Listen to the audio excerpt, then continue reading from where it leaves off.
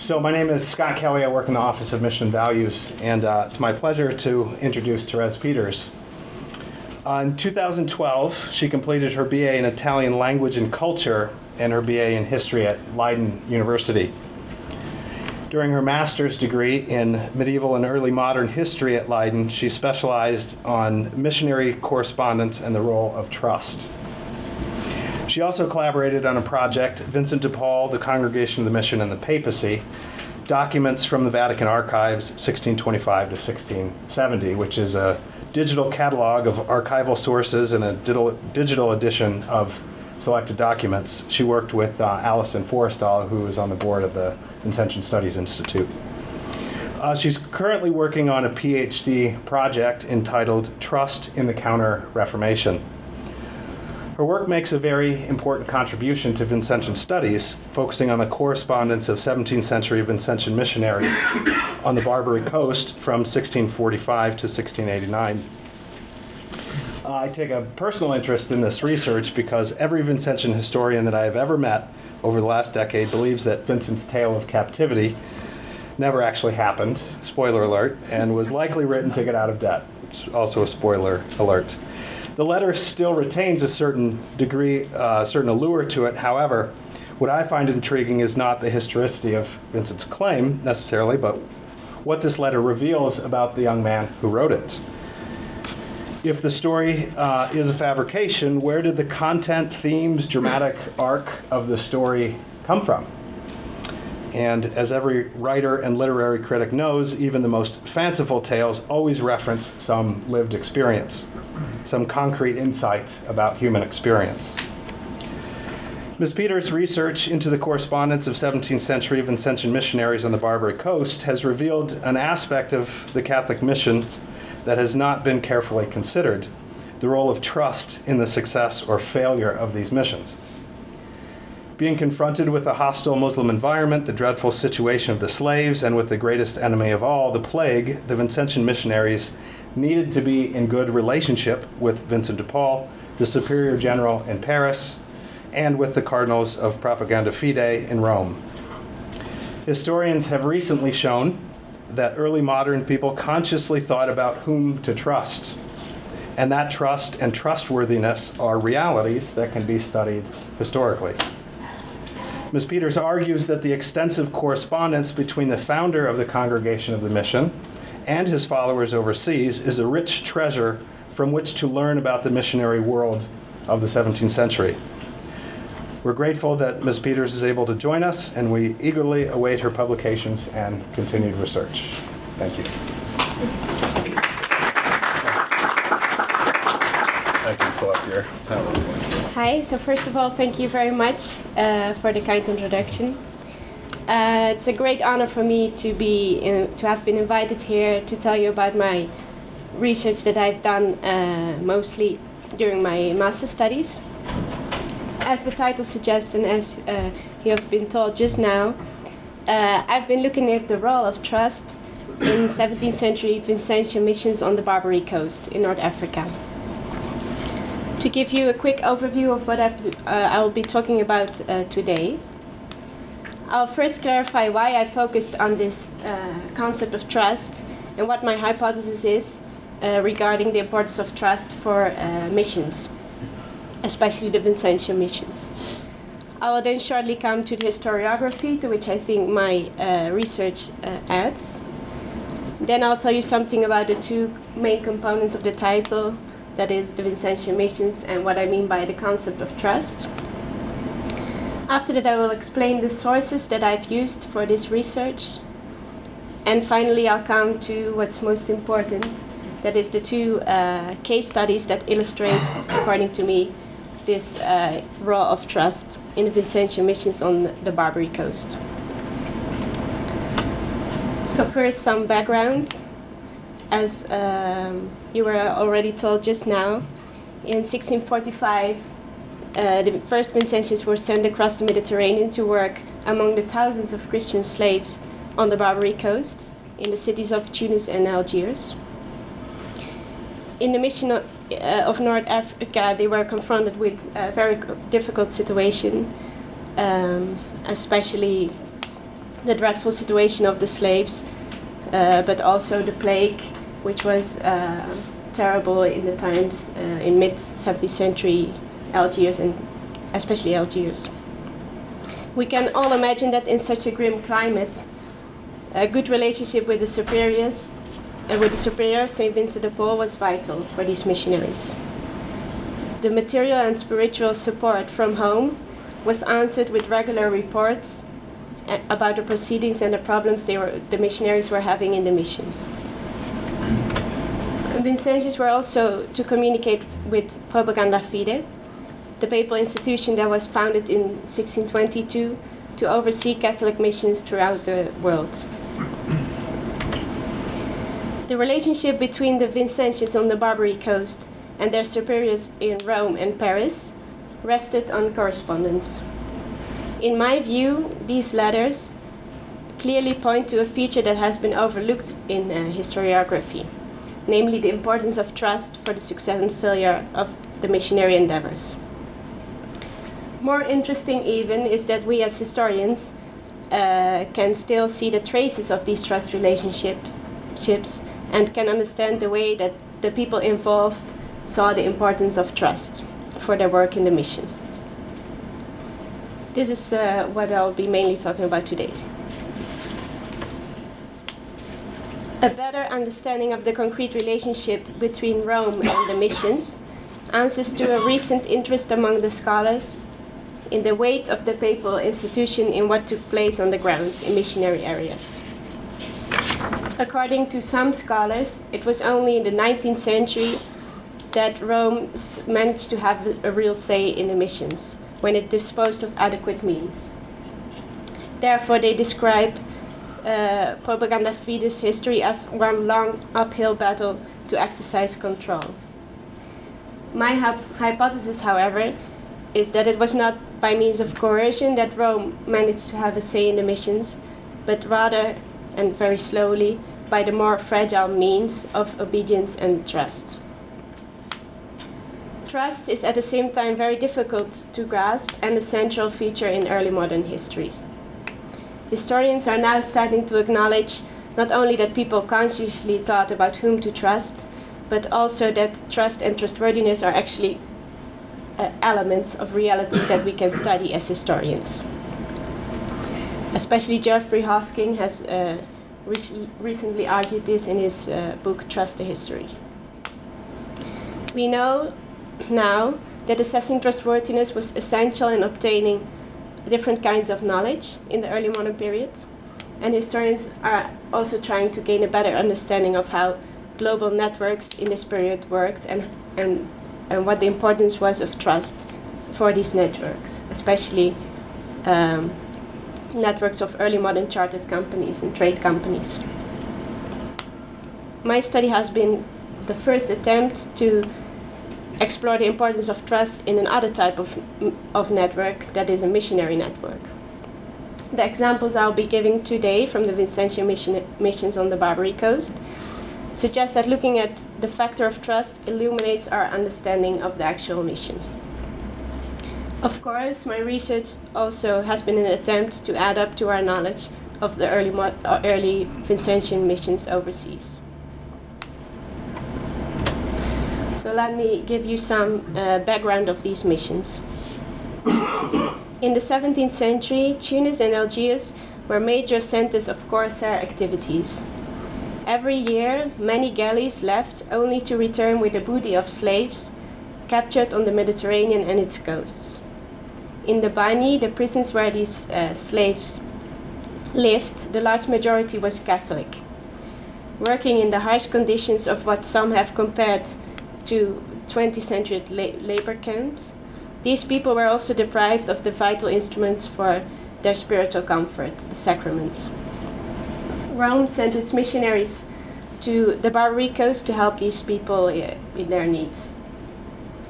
The question was, of course, whom to entrust with such an important missionary task, because the circumstances in Islamic countries required certain skills. Missionaries had to be prudent with respect to the local rulers, who strictly forbade any missionary activities among the Muslim population. Secondly, they should preferably be experienced and obedient to Rome. Lastly, of course, the missionaries' zeal for the salvation of the souls, as they used to call it, was of course held in high esteem. Not only was Rome dependent on trustworthy missionaries, but the missionaries themselves were also dependent on Rome. Propaganda Fide decided who was entitled to work in the mission and which place a missionary would have in the missions hierarchy. Good contact with the church prelates was essential for the missionaries because they often found themselves confronted with financial problems and with political pressures from Europe and from the local rulers, and with hostilities among them with other missionary orders. The same was obviously true for the relationship with Vincent de Paul. De Paul consciously chose someone whom he could entrust with the responsibility of a mission. And the missionaries themselves needed the support of their superior to carry out their missionary tasks. So this is the first thing we can say. The missions were based on interdependency and on trust. But what is it exactly that we mean by trust? How can we trace and describe trust and its role in historical phenomena that we are studying? During my research, I have come to understand that the dynamic of trust in missionary environments corresponds with how trust is often defined in specialized literature. Annette Bayer has rightly described trust as the reliance on others' competence and willingness to look after things one cares about, which are entrusted to their care. What I'll be showing today, with the 2 episodes of the Vincentian Missions on the Barbary Coast, is not so much that trust is important for the success of the missions, because this could be a rather predictable observation, but I will show, moreover, that we can exactly trace back the factors indicated by Bayer that constitute a healthy trust relationship. Namely, the expectation that the one you trust is both competent and willing to do what you entrust to him. Secondly, I want to illustrate that the people involved also were aware of these factors. So, what sources did I use? The sources that I used for this study are many letters from and to the missionaries. I found these sources in 2 places. First of all, in Pierre Coste's 13-volume publication that have so conveniently been made available online. And secondly, I've been using the historical archives of Propaganda Fide in Rome. These archives contain all letters from missionaries, papal nuncios, and others who were somehow involved in the missions around the world. But they also contain the minutes of the meetings during which the cardinals discussed these letters and the answers written by Propaganda Fide. A large part of my own research is based on the material that has already been made available online by our project team at DePaul University. So let's now turn to our first case study and see how this importance of trust worked out in practice. In 1668, the Vincentian missionary Jean Lavacher was appointed Vicar Apostolic of Algiers. At that time, Lavacher was an experienced missionary and had already shown his abilities during years of missionary work in Tunis. He had left the Tunis mission 2 years earlier, in 1666, because his rival, Jean Ambroisin, was appointed to the French consulate in Tunis, and the two were unable to cooperate. Upon leaving, Lavacher ransomed 2 enslaved Capuchins, with the purpose of them having to continue the pastoral work in his place. Rome appointed one of them, Girolamo da Sassari, as vice prefect of the mission in spring 1667. Da Sassari was joined by the minor observant Antonio di Siravezza, a missionary whom he welcomed even though he had no authorization from Rome. With the return of Lavacher to the Barbary Coast in 1668, as Vicar Apostolic of Algiers, both Da Sassari and Antonio de Siravezza, like all clerics in the region, came to fall under his authority. We could say that the tasks were thus divided according to the trust that Rome put in its missionaries. The Vincentian Levacher, who had already shown his dedication over the years, received authority over others. The newcomer, Dassassery, who was promoted by Levacher as his successor, became the head of the Tunis local mission, and de Siravezza, who came without authorization, did not receive any office. Once there was any sign of a preferential treatment from Rome, rivalry surfaced. What we see is a real fight for trust. Dassassery, who had been ransomed by Levacher and had initially regretted at his departure, now turned to open attack. "I will say one thing," he wrote to Rome, "that only we who have seen it can say, that one should open his eyes and watch out to whom these charges are given. It should be men who are disinterested in money, and whose interest is only the salvation of the souls." Scarcely hiding his envy, Dassassery furthermore asked for the faculties of Vicar General of Tunis, which Levacher had received during his time in the city. Dassassery's accusations were endorsed by his companion de Siravezza. He wrote that many Christians, upon hearing the news that Levacher would return to the area, expressed their fear that Levacher would further rob the church of its belongings, and make them renegade. These were, of course, very serious accusations. Consul Ambroisin joined their defamation by eloquently predicting the total ruin of the church, were Levacher to remain vicar apostolic. The awareness of the missionaries that the trust given by Rome was not self-evident or permanent, thus resulted in fierce competition. Strikingly, there was no sign of astonishment at this struggle for trust and authority on the side of the cardinals in Rome. In the general meeting with the Pope, Levacher and Dassassery were presented as equally suitable for a position of authority in the mission. It seems that Propaganda Fide took all these harsh words against Levacher merely as a means by which the missionaries tried to secure their autonomy. So what could Rome do in such a situation of conflicting accounts? Rome's primary method to determine whether its missionaries really deserved its trust was to look at past experience. Propaganda Fide's secretary indeed looked back at Levacher's motives to leave the mission in 1666. He did so not out of disloyalty, but because the circumstances had forced him to leave.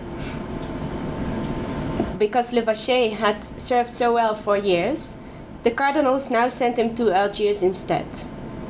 Looking at past experience, the secretary also mentioned that people had often complained about this Vincentian, about Levacher, but that it was never justified. The problem, however, was that looking at precedents was not always a sufficient means to assess reliability. In this case, Levacher's rival, Dassassery, also had good records. Therefore, Rome decided to leave the situation as it was, appointing Dassassery as prefect of the Tunis local mission and keeping Levacher in office in Algiers. However, they decided if other news were to reach Rome, the decision could be reconsidered. Together with the importance of precedents, this passive wait-and-see attitude is typical for Propaganda Fide. If the cardinals were not sure about the competences and interests of those on whom they relied, they gave them the benefit of the doubt. Wait until a new request is made, reads a small note at the very end of this dossier. Other news would arrive soon. The harmony between the missionaries and the consul, Jean Ambroisin, in Tunis, died away towards the end of the summer of 1668, when de Siravezza and Dassassery were expelled from the consulate because of huge quarrels with Consul Ambroisin over financial issues. According to the Sassari, the consul had even threatened him to burn him alive. The Sassari thus left the mission.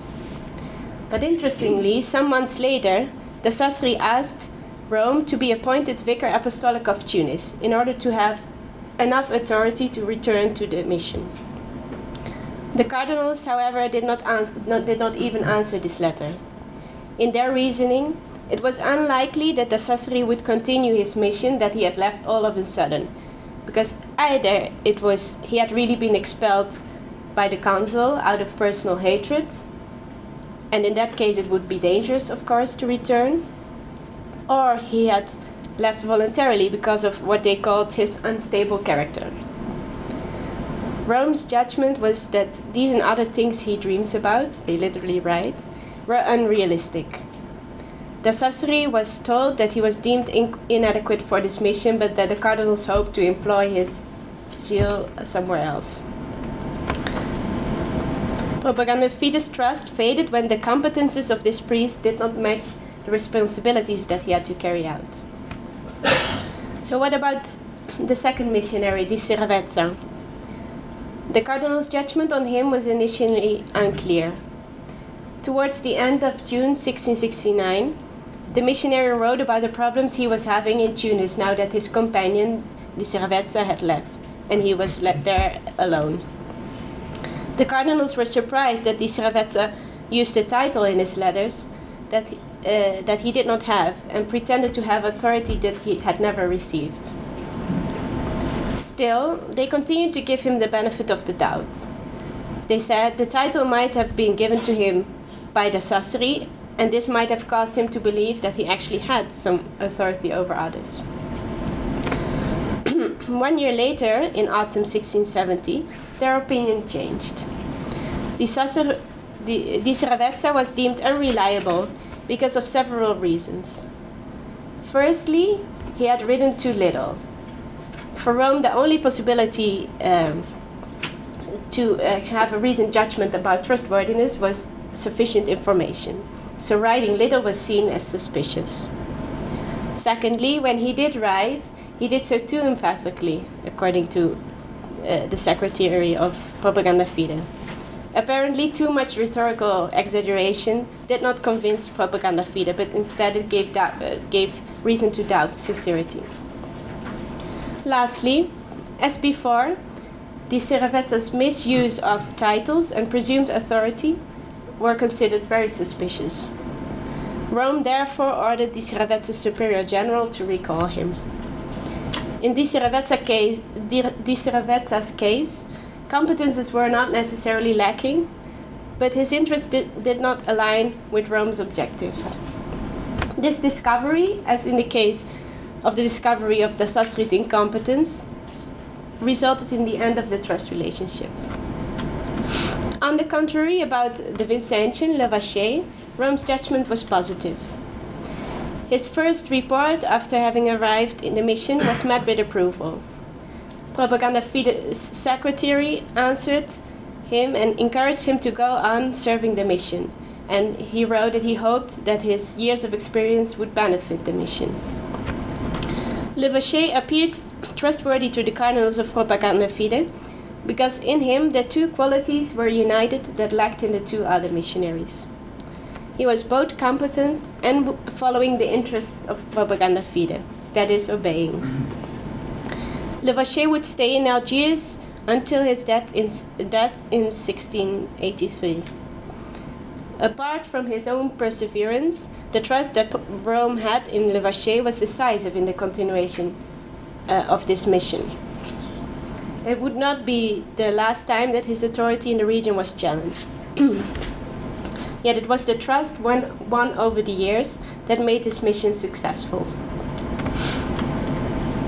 Now that we understood better what factors constituted a trust relationship, let us turn to the second case study, which deals with the relationship between Vincent de Paul and one of his followers, Jean Baron, to see how those involved experienced the importance of trust and how they tried to assess trustworthiness.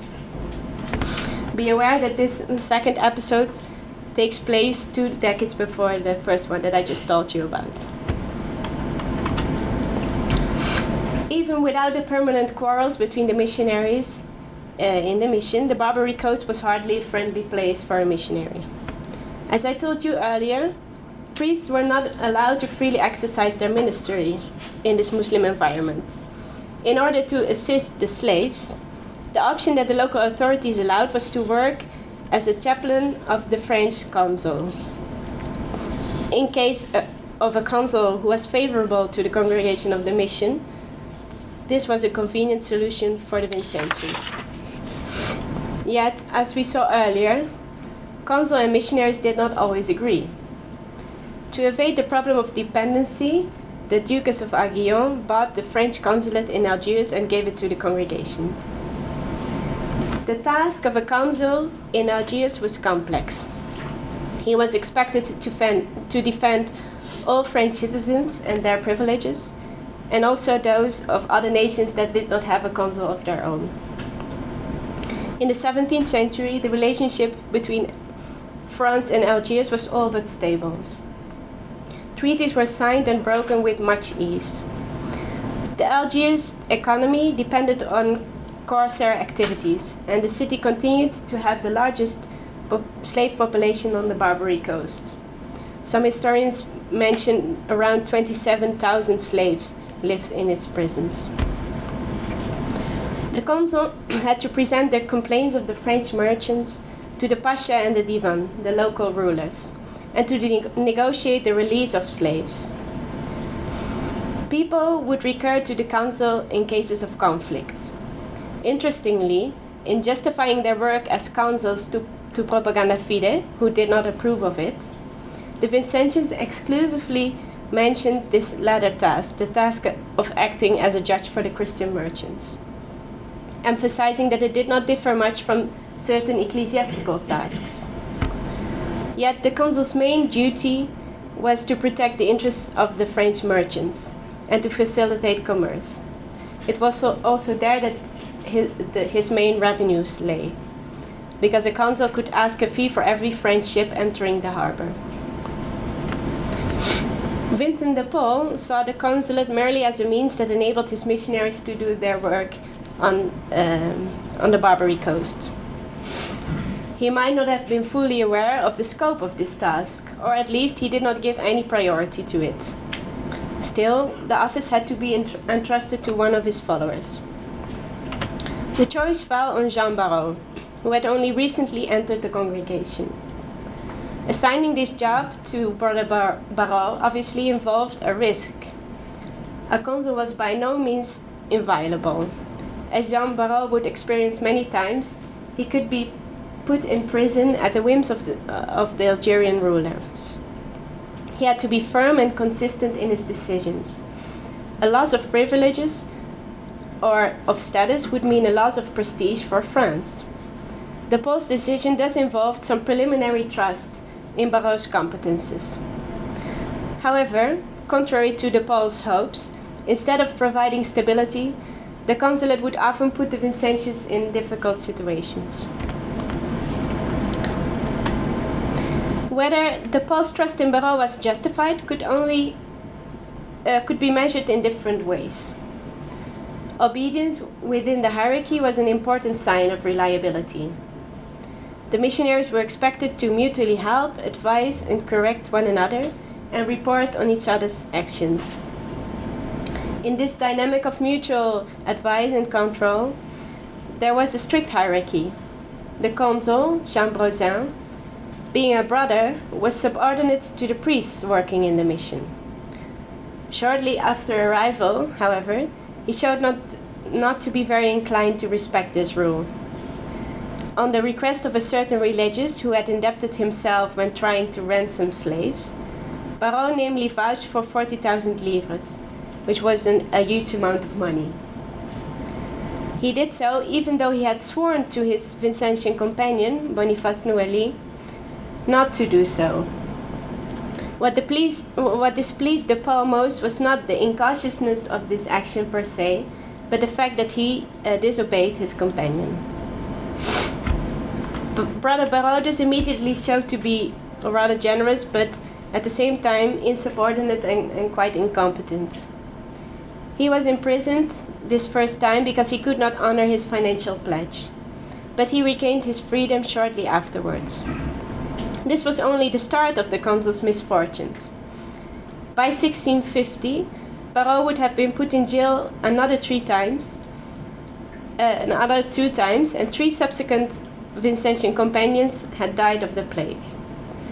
In 1652, he was freed again, this time by his new companion, Father Philippe Levacher, a brother of Jean.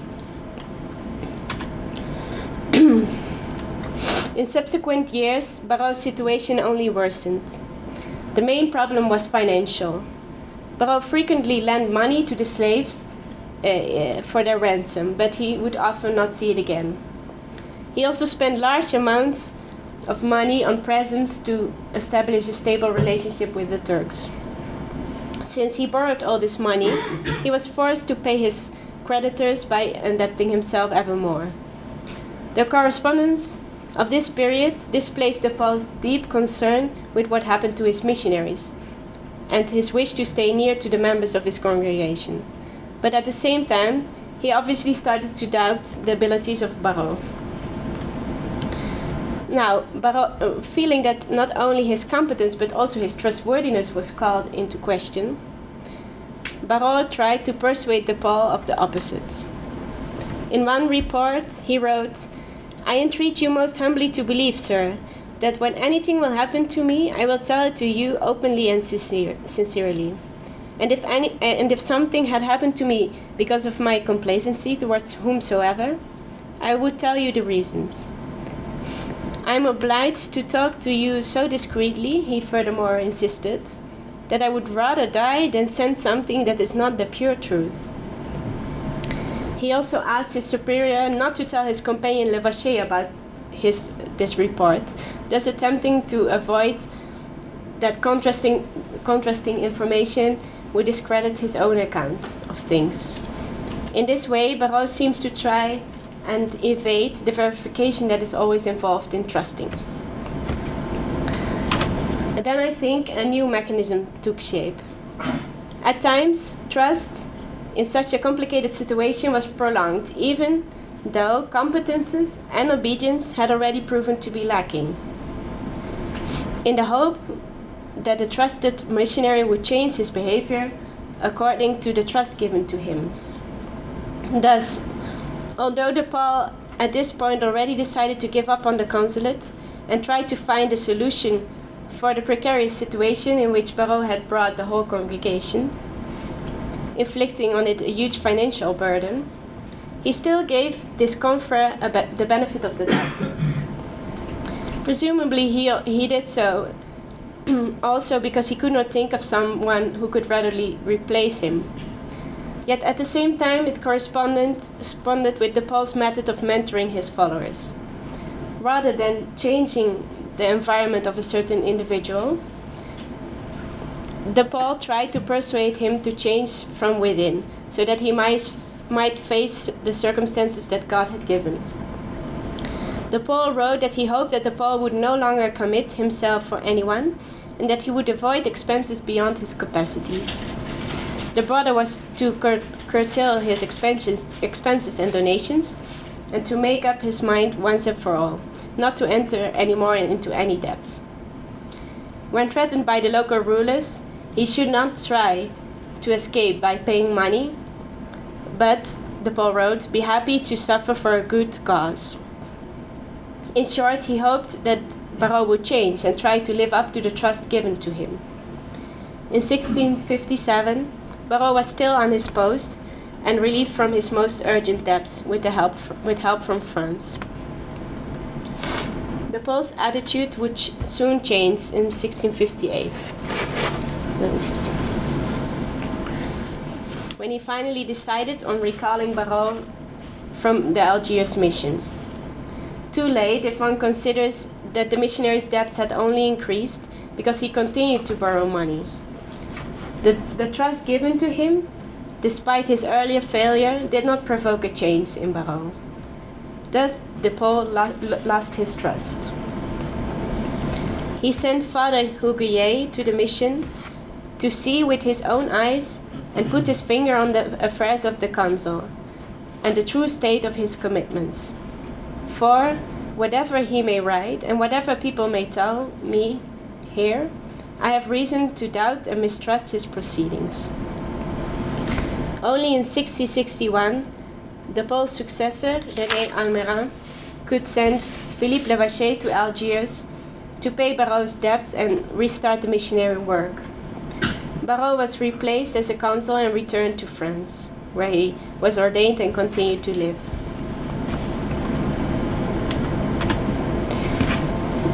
The two episodes that I talked to you about today illustrate an aspect that, as far as I know, has never considered explicitly in the context of missionary networks.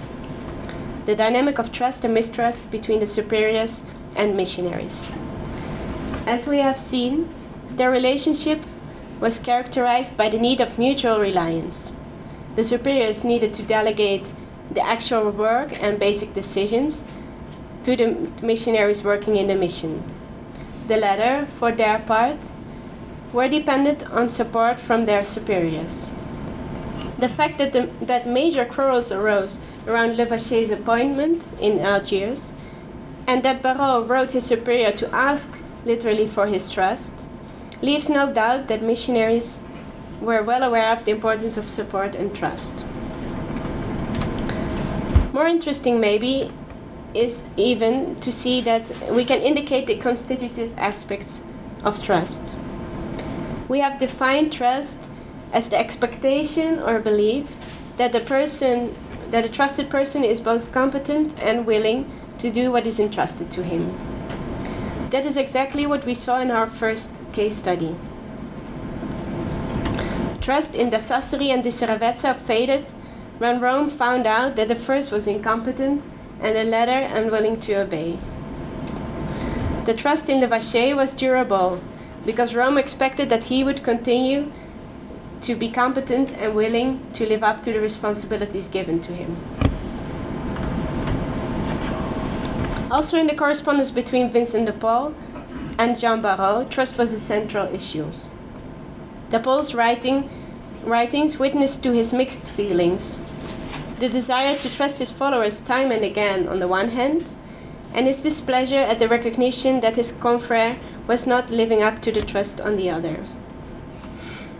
The decision to recall Barrot because of his untrustworthiness, and Barrot's attempts to convince his superior of the opposite, further show the decisiveness of trust for the development of a Vincentian mission, also to the minds of those involved.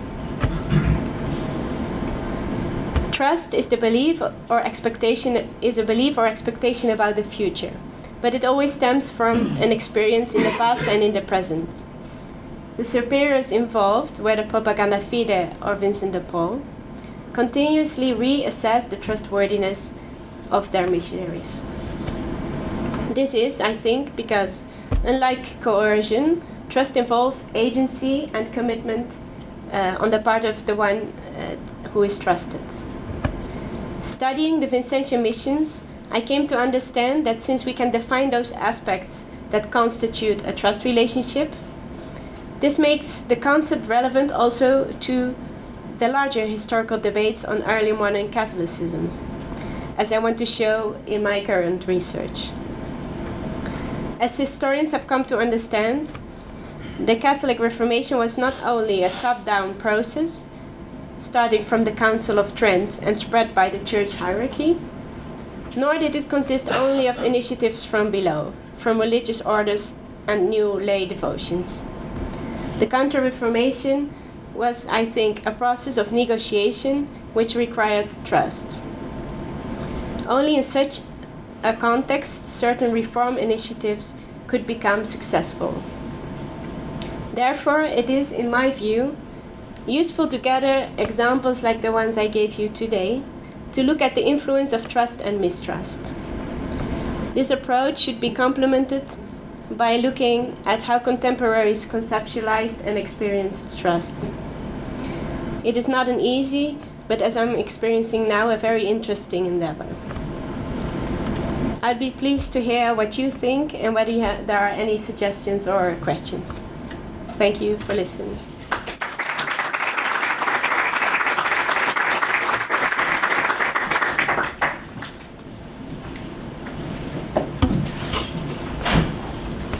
question for you. Yes. First, congratulations on doing this, because this time period and this place are exceptionally difficult and to understand, and there are so many threads and so many moving parts and so many interests that are being, that are pulling at each other. So I think you did a great job. I'm wondering if propaganda's faith or trust in Jean Lavaché, in those last few years as tensions were ramping up with Algiers, if that changed at all, or if they still trusted him as much or as implicitly as they had up until then. Yeah, of course, that's hard to measure, but from the fact that he continues to be Vicar Apostolic till another 15 years, might suggest that at least they haven't had enough trust to keep him on his post there. So, and furthermore, after this episode that I talked about today, there will be even more tensions also with the Trinitarians. So I think one could say that yes, they keep the trust. You had an engraving of Lavaché being executed. Why was he executed? Because there was a French fleet in front of the coast of Algiers who started bombing the city, and there were voices that he had signaled them to do so. So he was, as a revenge, so to say, he was put to death, killed. Yeah. Just on that same topic about the cannon, there were no cannons that big that you could stuff somebody into one, because you'd have to have enormous cannonballs that would be the size of at least of a person's shoulders, and so on, their hips. So more likely shot either sitting or standing in front of the cannon. But Yeah. unfortunately, that gives a funny impression. Probably the cannon. I think he's in front of the cannon. It's still there. The He is- cannon still exists. I think he's the one standing in front of the cannon with his arms Is he arms standing? raised. Got a leg down. Yeah, it's Oh, okay. I thought he was being stuffed in. It looks like he's been stuffed in something. Yeah, you don't see it so well in the picture, but Oh, I think okay. he's standing there actually. Yes. I'm relieved. Maybe there's one leg in there. But it's very unlikely that Jan Luyken was actually present at this scene, so he could have imagined. Are there other questions? First of all, I'm really fascinated by this category. More than a historian, I think you're right. It's really promising. I want to ask you something about your point about understanding the meaning of trust in the early modern society. Because I really understand well this relationship of trust when a superior has to choose or approve the behavior of someone. On the other side, for instance, I'm dealing with many missionary sources in which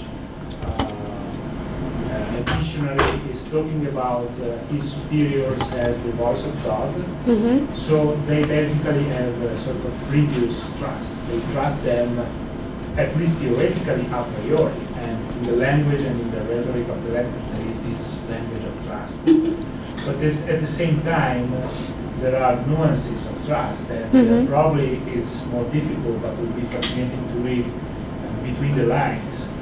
That even if everyone states that they trust the Pope, they trust the Bishop, they trust the Superior, there are different levels of trust. What do you think about that? Yes, I think that's certainly true. It's not only in that direction, so that the missionaries themselves say that they completely trust the superior, but also the other way around. For example, as we saw with Barreau, he just entered the congregation, so it's not that DePaul had a large history to rely on. So he had some preliminary trust that had to be continuously reevaluated, and only gathering experiences and having a lot of patience in the end, he started to find out whether this trust that he already gave, some kind of preliminary trust, was really justified or not. And you could say that, yeah, it might be legitimate to make some kind of scale of levels of trust, so that the preliminary trust is somewhere there, and if you have a lot of experience, then it's a fuller or more, yes, reasoned trust.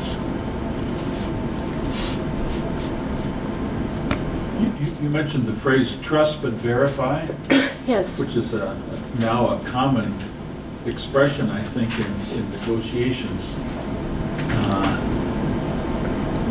Was that then common in what they were doing? To call it verification, or Yes, yeah, trust but verify. I don't know if they would call it like that, but obviously they were doing it. Okay. So that's also why I think Barrow starts writing, okay, maybe you have heard these things, but I'm writing you now. And he tries to convince his superior that he should, extend his trust and not listen to these other possibilities of verification, which he actually had, because also other missionaries were writing to DePaul.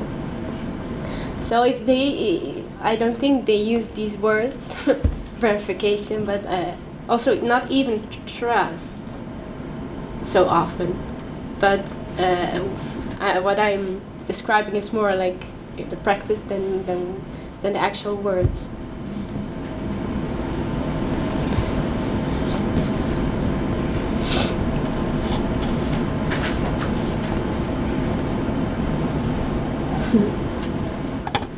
No questions. I missed your introduction, but I'm sorry. I'm just curious, how did you come to study this particular aspect of these individuals? It actually it grew from the fact that I was asked to work for the project that we are working at Leiden University. So together with Alison Forrestal and Felicia Rose, we have this project of publishing these sources from the Vatican archives on the internet. And I was transcribing them, so I was reading all these letters. Yes. So that's why I came here. Yeah. Thank you. I'm curious, what were the kinds of things that might have communicated?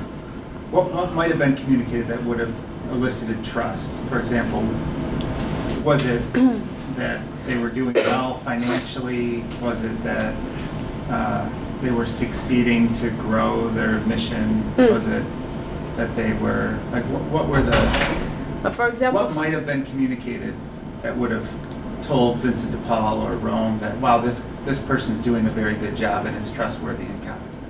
yeah. So I think it depends whom you're looking at. For example, Rome, already the fact that a missionary would write extensively and say, okay, in Algiers it's like this, and I've met these priests or slave priests who are here and they are doing like this, and I have now done this. If you would write frequently, then they would think, oh, he's doing, something which we might appreciate. Whether if at a certain point, like die Servetse, out of the blue, you would say, okay, I'm here, could you give me some authority or some missionary faculties? That would be seen as quite suspicious. Then the trust from France, that's more complicated, I think, because they were all members of the Congregation of the Mission. So in principle, they were trusted. But it would be, it also took like 13 years, more or less, before DePaul really said, okay, now it's enough, or even more. So there it's more complicated because, as I tried to describe, here it was not a kind of like economical judgment. So he does like this and this and this, and together it's not enough. So I don't just trust him anymore. But it was more complicated, more a mutual thing also. So, and yes, what would have helped? Also, again, I think the reports, so describing what these missionaries would have been doing, DePaul could be really enthusiastic, so to say, about what they were doing in these missions. So, and that would elicit trust. Or, for example, what he says to Barreau. I would prefer you to not to start paying money if they are threatening you or like trying to find some escape, but suffer for a good cause, or go the same among the slaves when there was a plague. If they would go anyway, that would of course elicit trust in their competences. And you have many things, I think. These are just examples. But the problem a bit with these things, with history in general, of course, is that the negative things always they generate paperwork. So they generate, we know about them more clearly. But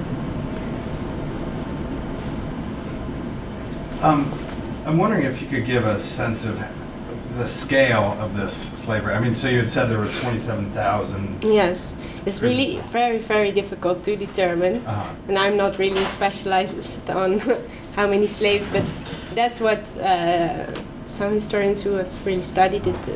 And they were like, some were just working in family, in houses, private houses, but some were also, they were property of rulers themselves.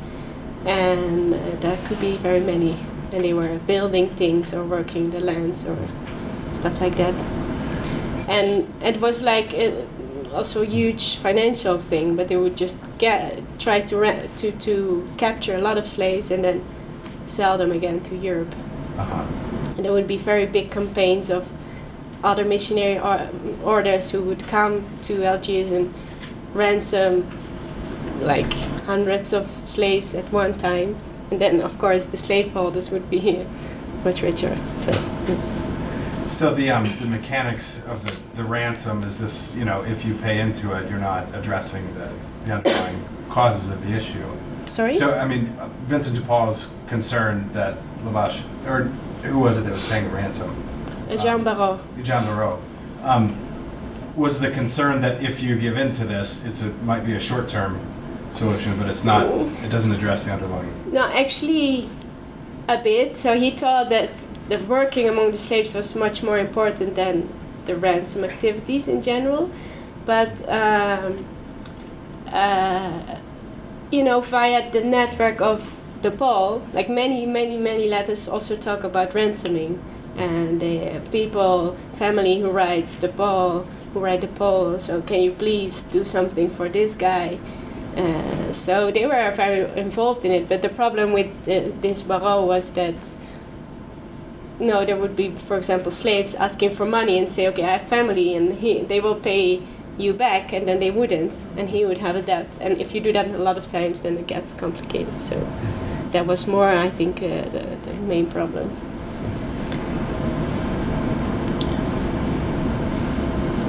I've been thinking, as you've been talking about the other facet of this, which has to do with power and who has the power, Yeah. and they're the ones who trust, mostly.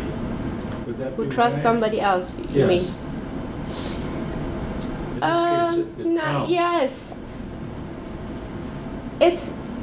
That's of course true, but it's not the whole picture. So today I gave these two examples, which are more, seen from above, so to say, but actually in my research I also tried to give another example of a missionary working in Scotland, a whole different area. So, I didn't present it today, but anyway, there you see the same dynamic. So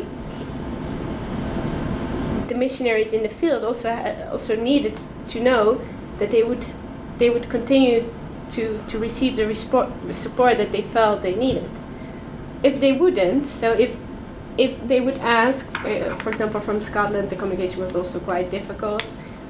If they would ask and nobody would answer in the way they hoped, then they would lose trust, and then the relationship would end similarly. They would just try to find help somewhere else, as you see with one of the Vincentian missionaries in Scotland. At a certain point, we have no archival documents anymore of him, but it's quite probable that he started relying more on local Catholics than on his superiors in France and Rome. So yeah, it's more easy to look at the relationship from above because we have more documents, but it's equally important.